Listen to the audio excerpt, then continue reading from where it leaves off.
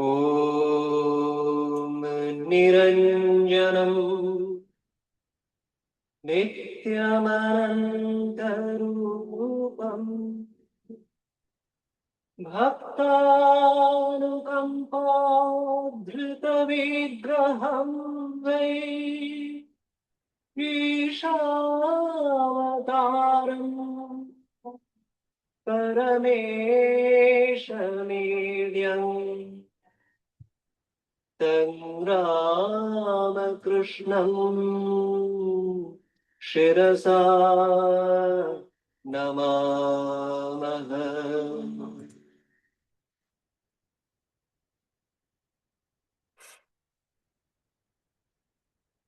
Namaste everyone, and welcome to our study of the Vedanta lectures of Swami Vivekananda. We are approaching to the end of the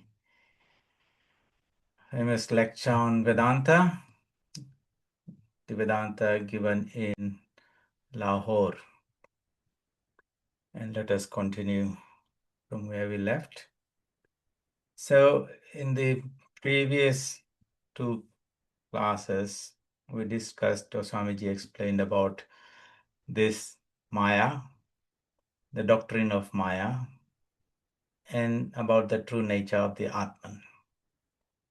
And he introduced a little bit about Advaita, non-duality, how that being the actual philosophy in the Upanishads, the salient teaching behind these great sayings, the Mahavakyas, Tattvamasi, thou art that, Aham Brahmasmi, I am that infinite being. Not I am there's a body, but the spiritual essence in me and the spiritual essence of the whole universe are one. The water in the wave and the water behind the ocean are the same H2O. So how do we go beyond these limitations? What brings about these limitations? Maya. Maya is relativity, time, space, and causation. It's the power of the divine by which the infinite appears to be finite. The nameless assumes names, and formless assumes forms, and we are in the Maya.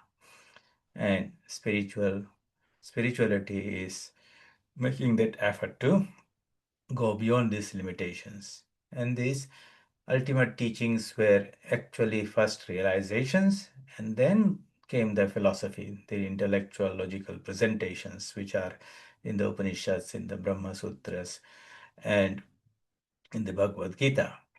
Now, they're all very nice philosophical things, but unless they become practical and useful in our everyday life, in the midst of what we are doing every day, there will be nothing more than intellectual gymnastics. And in this remaining part of this talk, Swami Vivekananda puts an emphasis on that. As a big background to the force of the language that he uses to rouse up the people, you have to keep it in mind. He's not talking to the present day Indians. He's talking to the Indians in 1897, where they were under the British rule for about 300 to 400 years. So much so that our national identity and the faith in themselves, in the religion, in the culture, and the spirituality, in the language, everything was sort of so badly wrecked by the ideas imposed by the Western world that people had lost faith in themselves. You have to keep in mind that Ramakrishna gave Vivekananda a task, and the task was to bring about the awakening of the country. And to do that, as a young man, he traveled the whole length and breadth of India on foot, penniless, trying to understand and put a finger on the pulse of the nation. Why is it that this nation still survives when so many great nations and civilizations like the Romans and the Greeks and others had disappeared in the annals of history? What was it that this nation still lived? And he found that it was its spirituality. And he tried to rouse that by talking to the rich and influential people. And he moved around the country, visiting, meeting many kings and the ministers, and imploring them and sharing his knowledge, and everyone praised him, but no one came to give him any help until he landed in Madras, and a few young men who were inspired by him took up and collected some money and said, Swamiji, you must go to America. There's a parliament of religions, and the story rest is history. So when he returns and touches base in Colombo, and there's a series of lectures called Colombo to Almora. As Swamiji traveled from one city to another, he gave various talks, and that was his message to his own people. In the West, he was sharing his message for the West. When he came back, he was sharing the message uh, for his own people, and he was not sparing them. You will see that language here. They were sort of hypnotized into weakness, into slavery, and he had to whip them, so to say, to wake them up. But he had to give them something by which they would raise themselves. And to them, he brought this wonderful philosophy of Advaita. So when we read this from here on, keep that background in mind, because the language at sometimes seems to be a little strong dose of medicine, but they needed it, and the country woke up. And the modern day India that you see is a result of that awakening. So let's start. So Advaita and morality. Okay, why should we be moral? Morality means being nice and kind and compassionate and doing good to others. Okay, why can't we be selfish? What's wrong with that? Yeah, and you'll find many people who believe in that. They might say something, but in the actual life, there's very little of sacrifice and consideration for others. So, what's the foundational basis of it? So, the people, Western educated people, the reformers that were there around that time, sects were rising and beginning to blame their own religion, that all the weakness and everything is because our own philosophy and practices and cultures and everything was the problem. And so they started blaming their own scriptures and all that. Some were getting converted, and so Swamiji takes it from there. Something more has to be told about the moral relationship. Our boys, who were sort of educated in the Western ways and studying Western philosophy, our boys blithely talk nowadays. They learn from somebody, the Lord knows from whom, that Advaita makes people immoral. Because if we were all one and all God, what need of morality will there be at all? Because if all, that is the logic. In the first place, that is the argument of the brute. Brute here, Swamiji, means of somebody with a very dull intellect, in whom tamas is so much. That's the idea of the brute, not an animal.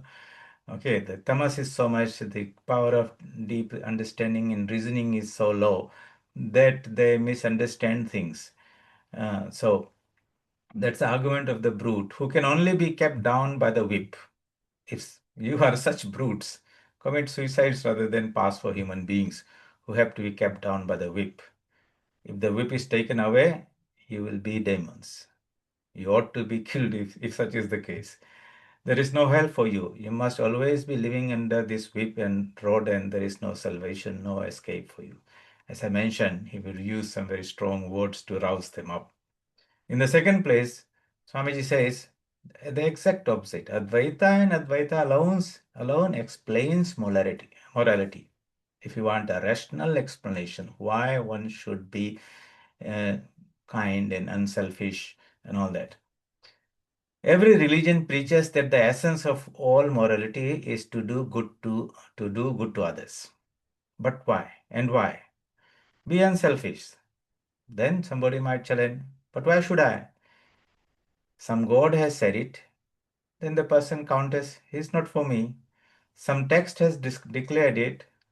So the person declares, counters, let them, that's not nothing to me. Let them all tell it. And if they do, what is it to me? Each one for himself, and someone takes the hindermost. That is all the morality in the world, at least with many. What is the reason that I should be moral? You cannot explain it except when you come to know the truth as given in the Bhagavad Gita. And Swamiji quotes a verse, he who sees everyone in himself and himself in everyone, that is Advaita. That other person in me are not too different in reality. In appearance, they appear. As two waves, they are different. But from the ocean's point of view, from the oneness point of view, there is only one ocean and the differences are not there. So he who sees everyone in himself and himself in everyone, thus seeing the same God living in all, he, the sage, no more kills the self by the self. The verse is Sarva Bhutastham Atmanam Sarvabhutani Chaatmani Ikshate Yoga Yuktatma Sarvatra Samadarshana. Sarvatra everywhere, Samadarshana, same sightedness, seeing the same being. That means you have dived deep into the ocean and you realized and experienced that all the waves, even though outside they are appearing as separate and different and having different shape and forms and colors, but inside they're all made of the same water and they're all out of the same ocean. Actually, the ocean alone is the reality. Waves appear and disappear. But if I return back to the ocean, to the wave nature, and I'm mindful of my origin, then I also understand that the water that is present in me is my wave, is the same water present in every one of us. That means all this differentiation that we see is really is not the highest truth. Relatively, we see all these differences, but the highest reality is the oneness, the ocean. That is the Brahman. And Tattvamasi means the water in the wave and the water in the ocean is the same reality. The what is called the Atman as a spiritual entity, and what is the Brahman as a spiritual entity, the microcosm and the macrocosm, the Jivatma and the Paramatma are one and the same.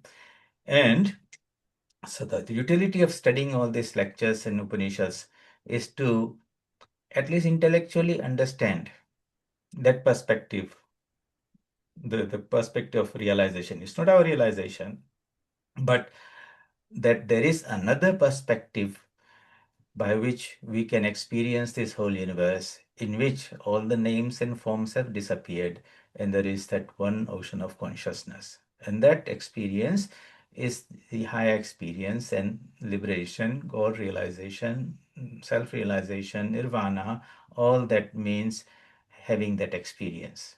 And that and keeping that idea in our mind, then we deal with the world as much as possible in the light of that understanding, that perspective. So that is the practicality of it.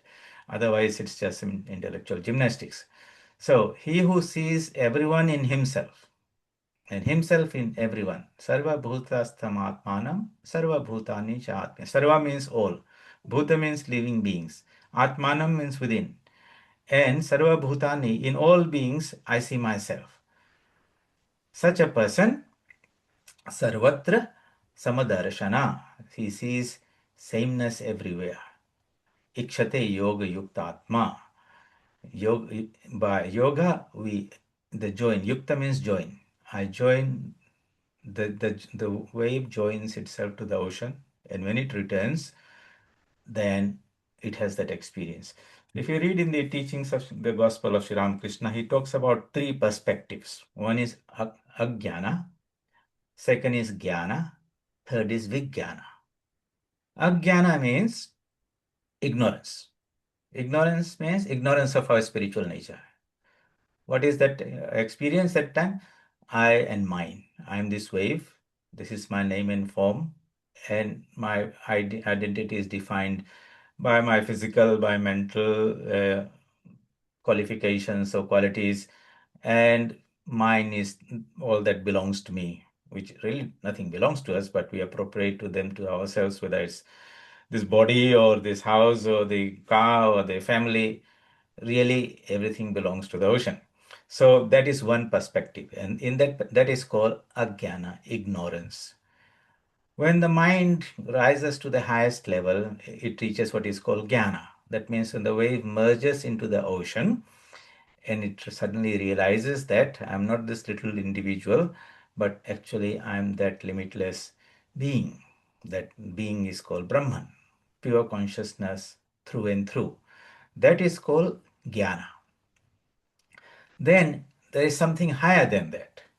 So Upanishads will, the step is to go to that and have that experience. What is there higher than that? Well, if you return back, return to the wave nature again, you come back with that deep understanding. Not it's not an understanding, with that experience, unshakable experience, because it was something that you experienced, not understood, experienced. What is that? Oh, that which is the essence of the ocean is present in every wave. And I, therefore, am in every wave. And the whole world is mine. And this is put in a beautiful, simplest of language. This is the teaching of the beauty of the teachings of Ma Sharda. And today is her 173rd Janmatithi. And what does she say as a last teaching? She says to some devotee, my child, if you want peace of mind, look not at the fault of others. Rather see your own faults. Means clear your own glasses and then the world will become transferred. Then she says, learn to make the whole world your own. No one is a stranger. Everyone is your own. That is the Advaita she puts into practice. She teaches. Elsewhere, she says that in the fullness of realization, one understands that the one who dwells in one's own heart dwells in the heart of all beings. In a very simple language with no Sanskrit or anything, in the fullness of realization means when we have the highest experience, one comes to that experience, realization, that the one who dwells in my own heart dwells in the heart of all beings. And all means all, not only human beings, plants, animals, but everything. There's only one Universe. consciousness. And that and she says, what is the effect of that? She says, that knowledge makes one truly humble. Means you are not any higher than anyone. What did you So, so know through Advaita that whomsoever you hurt yourself, whether it's in thought or word or deed. They are all you, whether you know it or not. Through all hands you work, through all feet you move. You are the king enjoying in the palace. You are the beggar leading the miserable existence in the street. You are in the ignorant as well as in the learned. You are in the man who is weak, and you are in the strong. Know this and be sympathetic. Okay, so that sympathy is necessary. Okay, you might have seen something pop up here. This is a new product that we have put where you can go and select any particular section and it will read that out to you, translate it out to you in that language. You've got Chinese, Urdu, Telugu, Bengali, Hindi, so many languages. This is a new um, something that we have added to our website. It's available on every page on the right-hand side. We'll add a few more things there. Okay, that popped up, so I thought I'll explain to you. So, you're everywhere, and that makes you sympathetic to everyone. We are not judgmental, or we see, but we don't blame others or something like that. And that is why we must not hurt others. That is why I do not even care whether I have to starve, because there will be millions of mouths eating at the same time, and they are all mine. So Sri Ramakrishna's highest teachings are also there as a reference point of view. Sri Ramakrishna, when he had that cancer, he could hardly eat anything. And his whole, because then he was losing weight and all that. And so one day he prayed to the mother, Mother, uh, if I cannot even take some food, then I will not be able to survive. He sort of complained a little bit. And mother said, don't you see that you are eating through all these mouths? So later on, when he comes back and tells his devotees who are sort of asking him that, okay, you should, take care of your health, recover, he said, I don't normally pray to the mother for anything for myself or for my physical self. But since you all insisted, so I prayed to her. And she told me, showed to me, scolded me, said, don't you see that you are eating through all the mouths? And he said, I was a bit ashamed of myself asking that question. asking mother for that type of blessing. So, therefore, I should not care what becomes of me and mine, for the whole universe is mine. I am enjoying all the bliss at the same time. And who can kill me or the universe? Herein is morality. Here, in Advaita alone, is morality explained. It's a position of tremendous strength, fearlessness, because your own little ego, which is the fulcrum around which all this weakness comes, that itself has been not destroyed, but sublimated or transformed into something much greater. The microcosm has become merged in the macrocosm, and therefore all this petty mindedness, limitations, and everything goes away. The others teach it, but cannot give you the reason, and that reason is found in Advaita. Then so far about explanation. So people say, what's the practical value of all these things? What do we gain? That is a question many people ask. And the gain is sometimes thought in a very material way. They don't talk about gain in a spiritual thing, that you gain liberation and things. They want things of this world, they want strength, they want, and so can Advaita help us here? So what is the gain? Swamiji says it is strength. And Swami Vivekananda was a great believer and teacher of strength. He used to say in a very powerful language, strength is life, weakness is death. If you're strong physically, mentally, emotionally, morally, spiritually, then we enjoy the world. And if you are weak, if we have a soft underbelly, then something or somewhere will hit us, and everything comes crumbling down. And where is that strength going to come from? Not from anyone giving you from outside. If it does give, it will take it away. But it comes from within. Within here means from the deepest dimension of our being. And the best high strength is that which comes from the spiritual dimension. Yes, it's good to be strong physically or intellectually or even emotionally, morally, but the high strength comes from that spiritual dimension of our being. And the Bhagavad Gita is taught to somebody who did not have that part. He was a great accomplished warrior, physically, intellectually, and everything, but he was not aware of his spiritual strength, the Atman nature. And that's why he succumbed even before the war started. And Sri Krishna, being the, how do I say, the best psychiatrist, immediately diagnosed the problem of Arjuna and administered a strong dose of Vedanta through the Bhagavad Gita, that by the end of the book, the teachings, that man who was shaken and shivering and wanting to run away from the battlefield was strong enough to fight the battle. That is the strength of the Vedanta teaching. And if we are students of Hinduism or Vedanta or the Bhagavad Gita students, if that strength is not awakened in us, then somehow the milk has not been digested, so to say. We're drinking it, but not able to digest it. So this is what we want. It is strength. Take off the veil of hypnotism which you have cast upon the world. Send not out thoughts and words of weakness unto humanity. Know that all sin and all evils can be summed up in that one word, weakness. Swamiji would never tolerate anyone trying to um, demonstrate or show weakness or even justify somehow or the other. Oh, Swamiji, we are like this. What can we do? We are just householders, or we, somehow or the other, we try to justify that self. And the moment we do that, then we have compromised it. See? So that Swamiji was very, very particular that, never deny the power of the Atman that is within you. It's only when we don't have that faith in ourselves or that strong conviction that we succumb to the shortcomings of the body. Yes, the body is weak, the mind is weak, but we are not the body and the mind. We are something more than that. So, no compromise. It is weakness that is the motive power of all evil doing. We do wrong things because bad things because at that moment we are not strong enough. We get swept away by the temptations or whatever the world is offering us. We lose our footing in our spiritual nature. So it is weakness that is a source of all selfishness. It is weakness that make men injure others.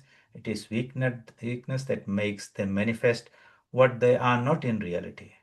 Let them all know what they are. What is that? The Atman. Let them repeat day and night what they are. Soham, I am He.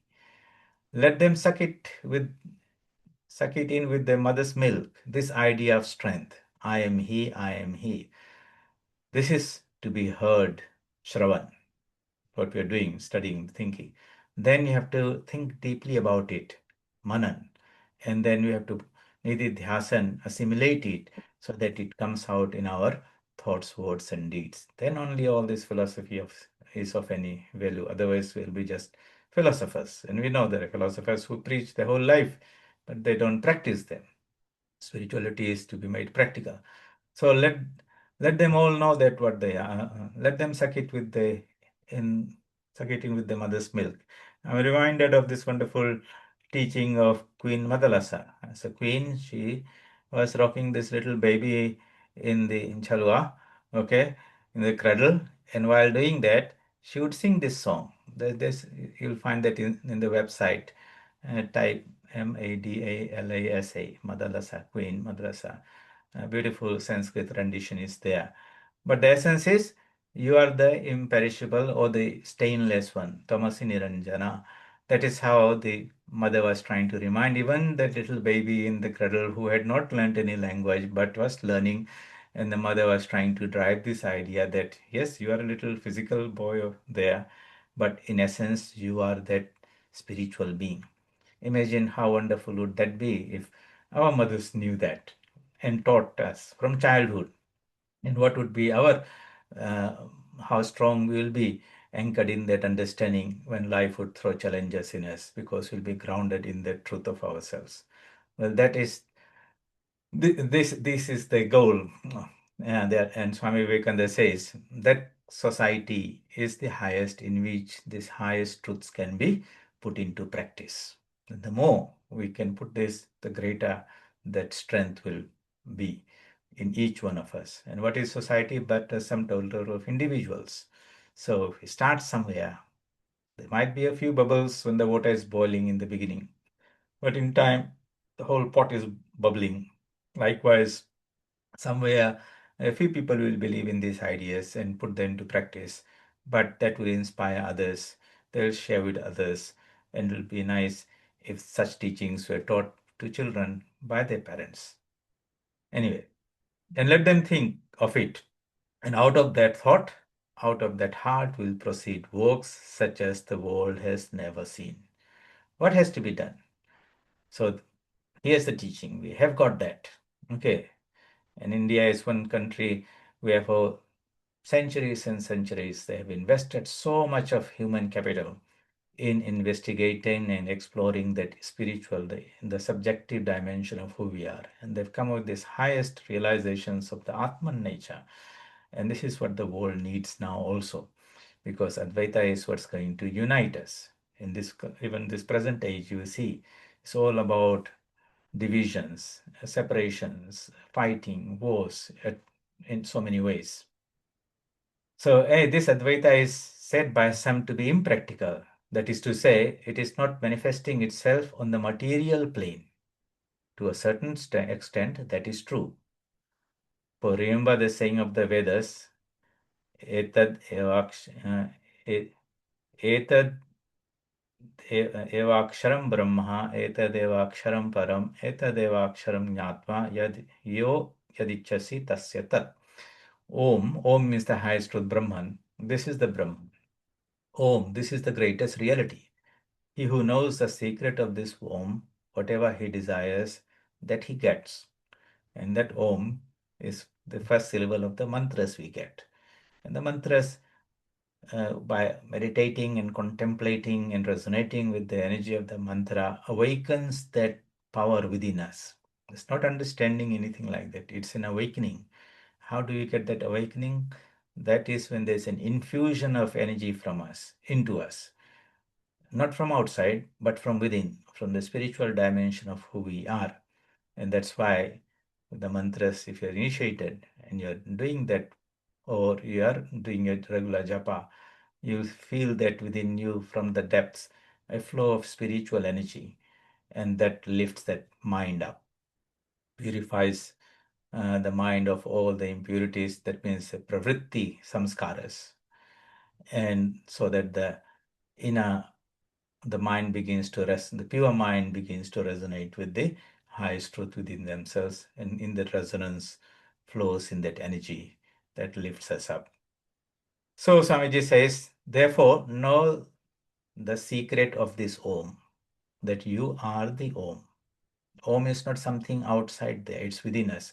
Sri Ramakrishna teaches in the Gospel, he says, this sound Om, Shabda Brahman, is eternally, continuously resounding in every one of us, rising from the navel chakra, Nabhi chakra, upwards all the time, constantly. We don't hear them because the physical ears don't have that sensitivity. But as the mind becomes purer through sadhana, one hears that sound. At least just when the Kundalini is about to awaken, you will hear that sound constantly resounding within each and every one of us. So that is a secret, because that's the connection to that Atman nature. You are that Om. Know the secret of this Tat Tvamasi. Tat Tvam Asi. Tat means the essential nature of the ocean, Brahman. Tvam, the spiritual nature of the Jivatma. Asi means same. You are that. Thou art that. Not in the physical sense, or intellectual, or in this individual, but in the spiritual sense. So know the secret of this Tattvamasi, and then alone, whatever you want shall come to you. If you want to be great materially, believe that you are so. I may be a little bubble, and you may be a mountain, a wave mountain high. But know that for both of us, the infinite ocean is the background. The infinite Brahman is our magazine of power and strength, and we can row as much as we like, both of us. This is the practical part of it. Once that faith in ourselves means faith in the higher dimension of ourself is reinforced again and again, so that when life's challenges come and knock us off balance a little bit, we regather ourselves by reasserting our spiritual nature. And every time, test it out in your own life. When shocks and blows will come, whether physically, health wise, or intellectually, or economically, whichever way, we realize the moment you assert the Atman nature, even the fear of death goes away, because as the Atman, I am eternal and immortal here and now. And that's a wonderful idea that drives away all the fear of death, even all weakness disappears. So this is to be understood. Believe therefore in yourselves. And this Atma Shraddha, faith in ourselves. Swamiji says there's no hope for someone who believes in these 33,000 gods and does not believe in himself. He says the old religion says that a person was called an atheist who did not believe in God, or extra cosmic God out there. Vedanta says one is an atheist who does not believe in himself. Believe in himself not in the physical capacities or intellectual, they will all come and go, but in the spiritual dimension, the infinite magazine of power that Swamiji says here. The secret of Advaita is this. So, we talked about the Vedanta. And Swamiji says there's a secret. What is that? It's very simple. Believe in yourselves first, and then believe in anything else. And here it doesn't mean just believing in yourself, like as you have to believe in others also, because you are not different from others. Believe in the infinite possibility of others, in others. They might be making mistakes, they might be weak here and there, but that means that they're not just manifesting the they're just manifesting a little of that ocean. It's a little wave, but behind each and every one is that infinite wave, ocean. Believe in the ocean behind every wave. That's the idea. And therefore, we are happy to forgive and say that yes, people made some mistakes in ignorance, but that is not their true self. This type of perspective, this Vedanta glasses, if we want to say, if we can put and move around in this world and see things in that light, it will be transformational. Earlier in this lecture, Swamiji explained when he was talking about what is this mind, we discussed about mana, buddhi, chitta, and ahankara. Afterwards, he came to this and introduced this idea about the reality and the appearance. And if you remember, he says, what is out there is unknown and unknowable, X. What we experience is this X plus the mind. We cannot change the outside world. We don't even know what it is. But everything is a perception that we experience. And we make the error of saying that is the reality I'm seeing. It is how it appears to me. Now, since we cannot change the world, I can at least change my perception of the world. Let me repeat that. We cannot change the world, but I can change my perception of the world. And this is what Vedanta allows you to do. Here, it is trying to give us this spiritual perspective. And so you can look upon the reality in the light of the spiritual teaching. And because we experience the world according to the perspective, if I can change the perspective, my experience of the world also changes. You don't have to change the world literally, physically. You can change how we perceive it. And that is the spiritual way. Make the subjective change. Don't try to change things objectively. And that is how we empower ourselves. So, this is the secret. Believe in yourselves first and then believe in anything else. In the history of the world, you will find that only those nations that had believed in themselves have become great and strong. And that whether it's nations or cultures or races, or the moment their self-belief is destroyed, that's when the whole thing begins to crumble. And you'll find that when this colonizing powers came, they always tried to wreck that part of the culture.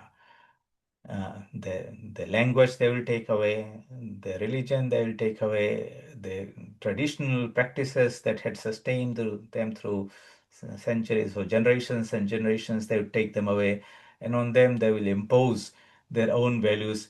And before you know, that strong culture or nation will crumble. And you'll see that here, elsewhere, that has happened many times. And the solution is how do they can reintegrate or regain and recover that. In many countries, they were so badly destroyed that they totally lost. It's a very painful thing to see how what happened to the people across in Australia and these American Indians. And they attempted to do the same thing in India also. So, it was one of the richest countries in the world. Uh, Culturally, spiritually, educationally, in every sense. But in 3 or 4 centuries, it was lying prostrate on the ground. They destroyed all those things, except they could not touch their spirituality. And so Swami Vivekananda, as he traveled around the country, he saw that the blazing fire of the past had become a few embers covered under the ashes. But he said, if I can stroke those embers and it can reignite, then the blazing fire will return. And that's what he did. He did not go on destroying or anything like that. He just went around quietly, silently, awakening these teachings that were there in the hearts of people, gave them their strength. And what you see today in so many fields of wonderful progress, economically and everything, because that is the secret that comes down to that. Even in 19, what do you call, 1897, some people asked Swamiji, when are we going to get our freedom as a country? And he said, I can give you freedom even now, but where are the people to keep it? Anyway, you will get it in 50 years. And that's how it happened exactly. So, what we need in society everywhere is to build these strong individuals. So, when freedom is given, they know how to handle it and manage it. Otherwise, it cannot sustain itself. Anyway, in the history of each nation, you will find that only those individuals who have believed in themselves have become great and strong. Here, to India came an Englishman who was only a clerk, and for want of funds and other reasons, he twice tried to blow his brains out. But when he failed, he believed in himself. He believed that he was born to do great things. And that man was Lord Clive, the founder of the empire. If he had believed in the Padres and gone crawling all his life, saying, "Oh Lord, I am weak and I am low and this and that, I am a sinner," etc., where would he have been? In a lunatic asylum. You also may you also are made lunatics by these evil teachings. I have seen all the world over the bad effects of these weak teachings of humility destroying the human race. Our children are brought up in this way, and is it a wonder that they become semi-lunatics? So, how to make this Vedanta practical in all dimensions, material, intellectual, and spiritual? That is the challenge.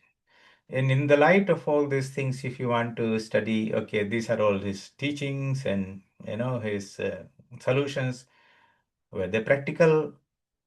Then the best place to look at that is the organization he founded, the Ramakrishna Mission, where he gave these practical Vedanta teachings. What were they? The practical side of it, Shiva Jnane Jiva Seva, Jan Seva Janardhan Seva. Okay. Uh, Atmano Mokshartham Jagat Hitaya Cha. These are his basic fundamental teachings that are the backbone of our organization.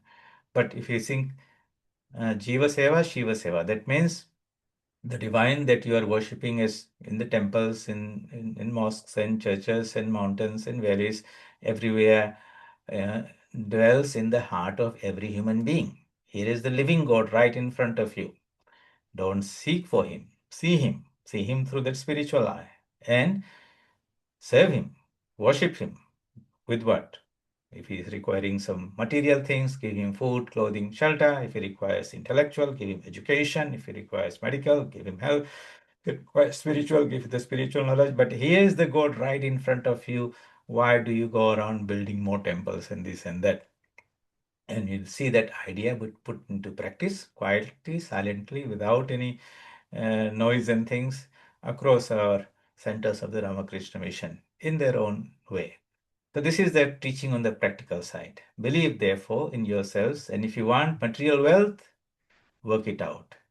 It will come to you. If you want to be intellectual, work it out on the intellectual plane.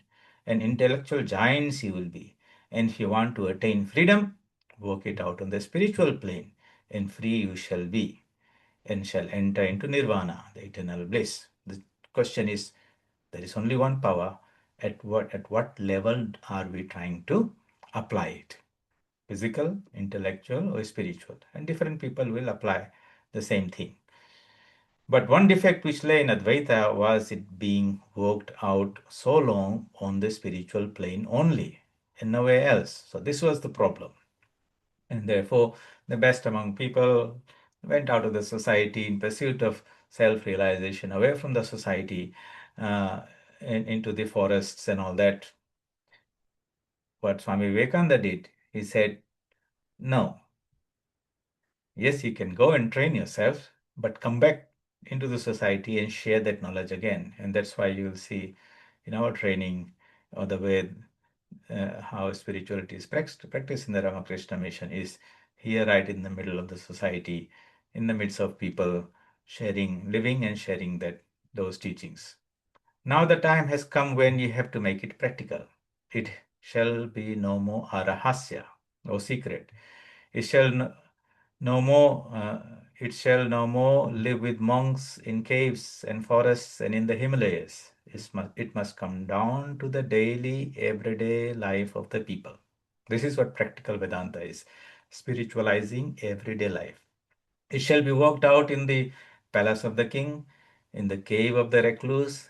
It shall be worked out in the cottage of the poor, by the beggar in the street, and everywhere, anywhere it can be worked out. So there is no particular place like a temple or place of pilgrimage that one must go to practice this. Why?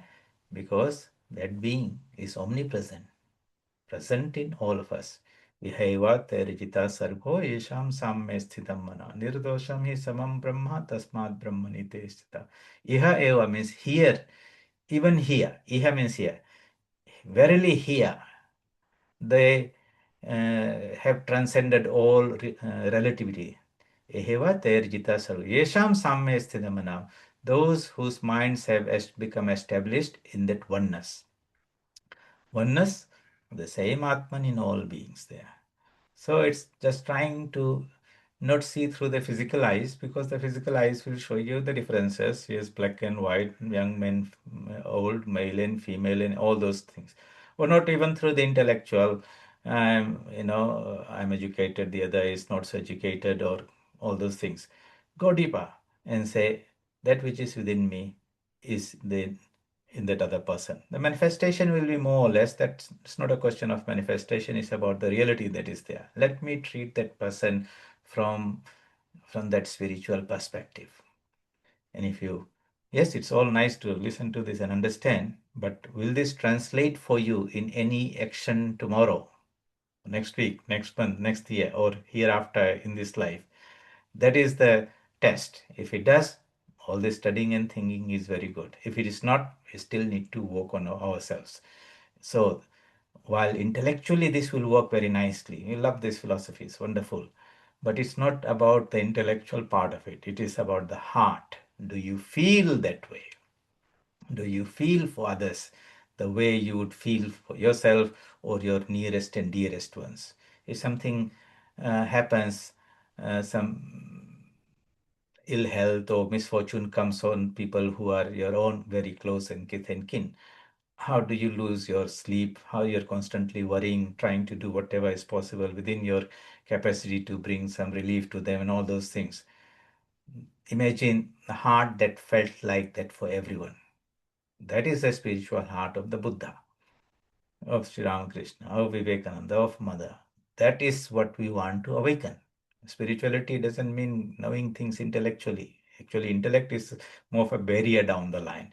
It is about that heart where I resonate in oneness with everyone. If you feel that, or that feeling is awakening within us, then we are growing. But not only, it should not be just all that nice, soft, namby-pamby feeling, saying, oh, I feel so badly for the suffering of others, and then there's no action there after that. So Swami Vivekananda said, the perfect man, the human being for the future, is one who is equally developed in the heart, the head, and the hands. Heart means that feels intensely for the suffering of others. Why? Because they feel that oneness. But it does not stop there. They use the intelligence to find out some solution. Okay. And then it's not just giving some advice to others or drawing some wonderful strategic plans, but to put that into action. All these three faculties that are inside us, each every one of us has brought that. The capacity to feel, normally it's limited to our own little circle, or capacity to think, and it could be just normally it's about doing your business or working out a profession, and action is restricted there. But when these same three powers can be given a spiritual turn, they all become great instruments for spiritual development. So these three must grow in a harmonious way. And that's the idea represented by the logo of the Ramakrishna mission. The heart is the path of devotion, that is the blooming lotus. The head is the rising sun, the sun of knowledge. And action, the waves, always changing. And all this Bhakti Yoga, Jnana Yoga, Karma Yoga, all that is to be harmonized, backed up with Dhyan Yoga, the meditation, and then we realize the Supreme Being that we are, which is represented by the Swan, Paramatman in there. So, therefore, do not fear whether you are a woman or a Sudra. Sudra is one of the lowest caste. For this religion is so great, says Lord Krishna, that even a little of it brings a great amount of good. Swalpamasya dharmasya trayate mahato bhayat. Swalpa means a little. Asya means this. Dharmasya, this doctrine, this teaching. Bhaya means fear. Mahato bhayat means great fear. Trayate means saves us from great fear.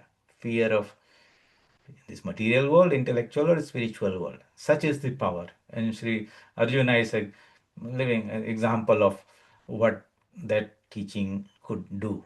And if his problem Our own little problems in this world are nothing compared to the battlefield that he was in. And if he could fight and discharge his duty, dharma, there, then this philosophy of Advaita or Vedanta should empower us with the strength to do our bit in this world.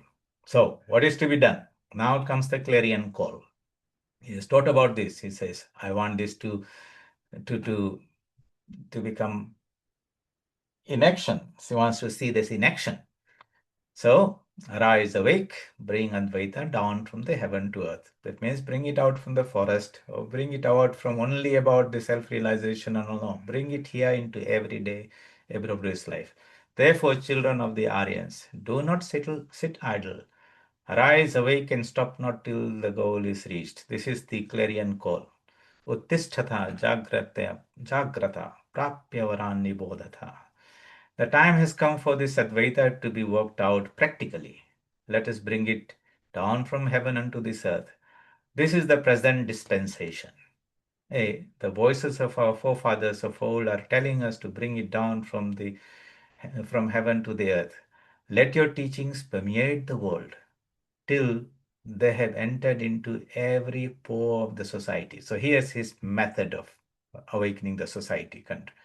Let the teachings of Advaita permeate the world till they have entered into every pore of the society, till they have become the common property of everybody, not only Hindus and Indians, because this Advaita is the Atman is the divine nature of everyone, till they have become part and parcel of our lives, till they have entered into our veins and tingle with every drop of blood there. That means we have not only read this and understood this and philosophizing this. It's like eating the food, digesting the food, assimilating the food, and then burning it and let the energy be released for some good work. Only then that eating has come to its fruitful culmination. So Swamiji used to say, assimilation of these ideas, that is what education is. And he said, if you have assimilated 5 ideas, you have more education than somebody who has mugged up the whole library. So these teachings have to be assimilated. That means we have to take them, and just like the cow eats the grass and sits down and chews the cud and then digests it and brings out the energy out of that, each one of us has to do that part. Shravan, Manan, Nididhyasan. And he says, and gives an example, what this faith in ourselves, how it will be magical, and why it is necessary for the awakening of the masses. Because his challenge was not to just give this intellectual Advaita philosophies to scholars and all those type of things. No, it had to be given to everyone, right at the bottom. So he gives an example. And you may be astonished to hear that as practical Vedantists, the Americans are better than we are. I used to stand on this seashore at New York and look at the immigrants coming from different countries, crushed, downtrodden, hopeless, unable to look a man in the face, with a little bundle of clothes as all their possession, and these all in rags. If they saw a policeman, they were afraid and tried to get to the other side of the footpath. And mark you, in 6 months, those very men were walking erect, well clothed, looking everybody in the face. And what made this wonderful difference? Say, this man comes to America from somewhere or somewhere else where he was crushed down beyond all recognition, where everybody told him he was born a slave and born to remain in that low state all his life, and where at the least move on his part he was trodden down. There, everybody told him, as it were, slave, you are a slave, remain so. Hopeless, you were born, hopeless, you must remain. Even the very air murmured around him, as it were, there is no hope for you. Hopeless and a slave you must remain, while the strong men crushed the life out of him. And when he landed in the streets of New York, he found a gentleman, well dressed, shaking him by the hand. It made no difference that the one was in rags and the other well clad. So, what's the idea? Sameness. We are all the same. You are more fortunate and well off. I'm not, but as human beings, we're human beings. That is the idea, practical Vedanta he's talking about. He went a step further and saw a restaurant, and that there were gentlemen dining at a table, and he was asked to take a seat at the corner of the same table. He's talking to people in India at that time, maybe the caste system and all those things where they are the untouchables, the mlechas, and all those things where he's trying to tell them that's why that country is great. He went about and found a new life, that there was a place where he was a man among men. Perhaps he went to Washington, shook hands with the President of the United States, and perhaps there he saw men coming from distant villages, peasants and ill-clad, all shaking hands with the President. Then the veil of Maya slipped away from him. Okay, what is that veil? Is that hypnotism that I am inferior, I am nothing. That's when you're hypnotized like that from childhood and reinforced by everyone around us. That takes quite a bit of effort to remove. And so, when that fails, slips off, he is Brahman. He who had been hypnotized into slavery and weakness is once more awake, and he rises up and finds himself a man in the world of men. Hey, in this country of ours, the very birthplace of Vedanta, our masses have been hypnotized for ages into that state. To touch them is pollution. To sit with them is pollution. Hopeless they were born, hopeless they must remain. And the result is that they have been sinking, sinking, sinking, and have come to the last stage to which a human being can come. For what country is there in the world where a man has to sleep with the cattle? And for this, blame nobody else. Do not commit the mistake of the ignorant. The effect is here, and the cause is here too. We are to blame. Stand up, be bold, and take the blame on your own shoulders. Do not go about throwing mud at others for all the fault you suffer from. You are the sole cause, sole and only cause.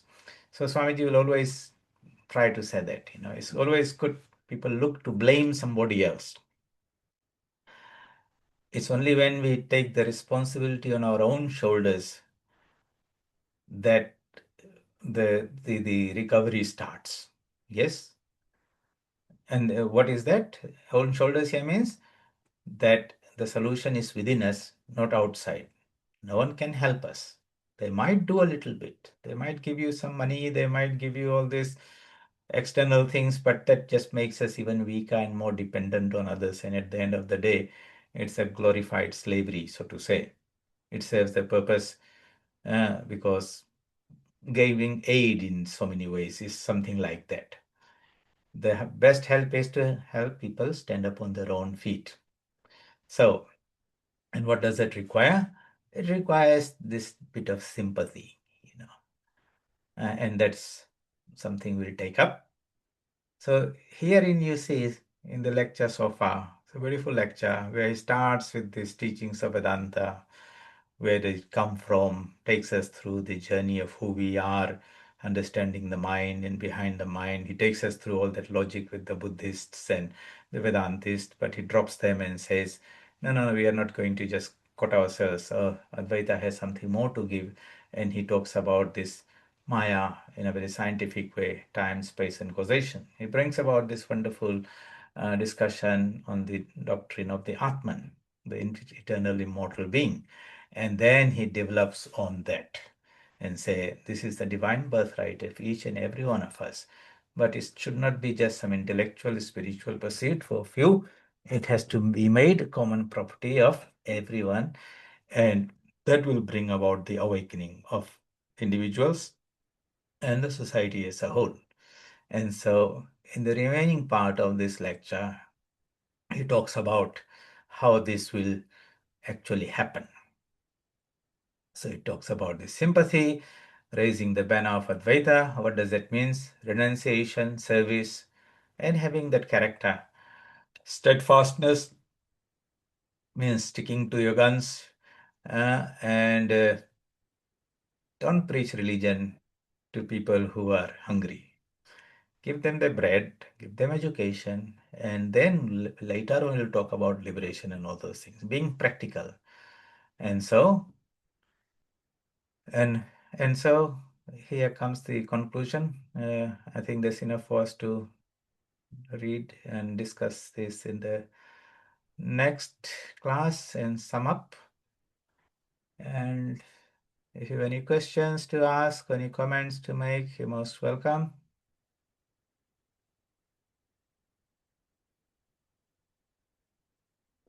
All good.